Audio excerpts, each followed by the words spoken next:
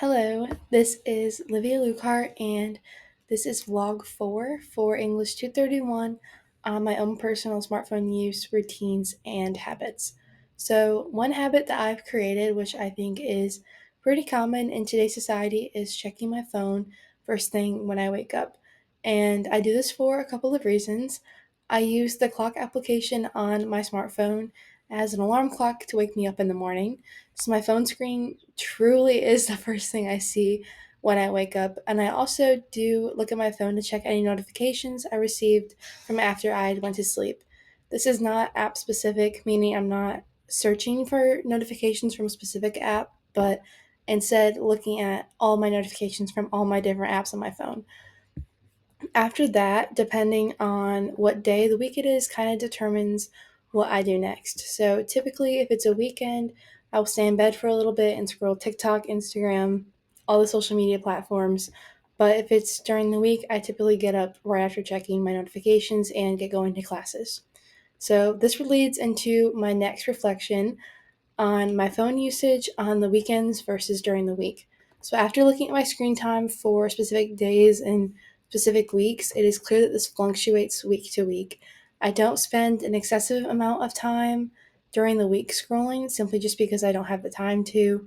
I only really scroll between classes or the first few minutes beginning of class, just kind of waiting for things to get started.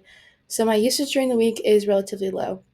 However, on the weekends, my screen time does slightly increase, but not drastically. On the weekends, I prefer spending time outside with my friends or with my dog rather than scrolling or using my phone.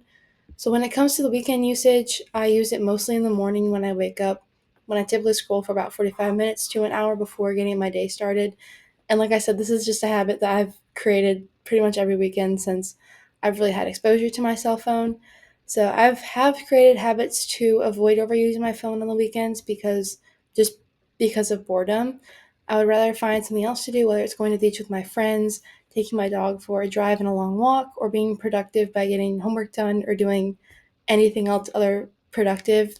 They would make me feel productive rather than doom scrolling on my phone all day.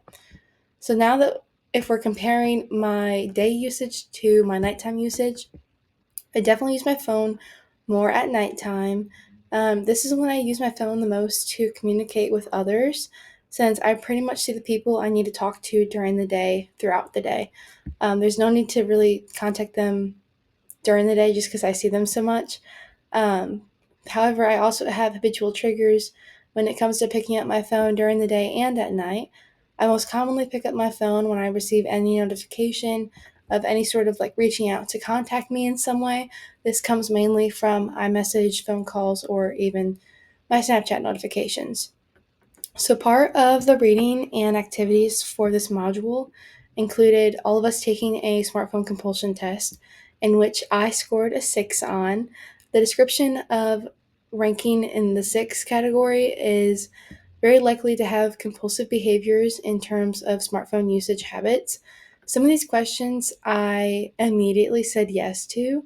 One of these was, do you find yourself mindlessly passing time on a regular basis by staring at your cell phone? That was an immediate yes for me because I do have some doom scrolling tendencies. While it's not the only reason I reach for my phone, that is a pretty big chunk of the way that I use my phone. I do doom scroll often, especially when I'm trying to pass time, and I reflected on this a little bit on the Methaphone project, specifically my habits when waiting, like in the hallways for classes to begin, or right when the classes do start, when I don't really have anything to be doing. However, that is not productive at all, and I did reflect on that in the other project, and it is something that I'm becoming more aware of. So, however, some questions that I did answer no to included, do you feel ill at ease or uncomfortable when you accidentally leave your cell phone in the car or at home, have no service, or have a broken phone? This question I said no to. However, I think it does really test the way our society has become so reliant on our cell phones and technology. Because even though I answered no to this, I do sometimes feel a very strong disconnect if I don't have my phone on me, or I do leave it at home, or I leave it in the car, or I don't have service, just because I feel like I'm losing the ability to communicate and connect with others, mainly if I just needed to, but I do feel that disconnect when I don't have my cell phone.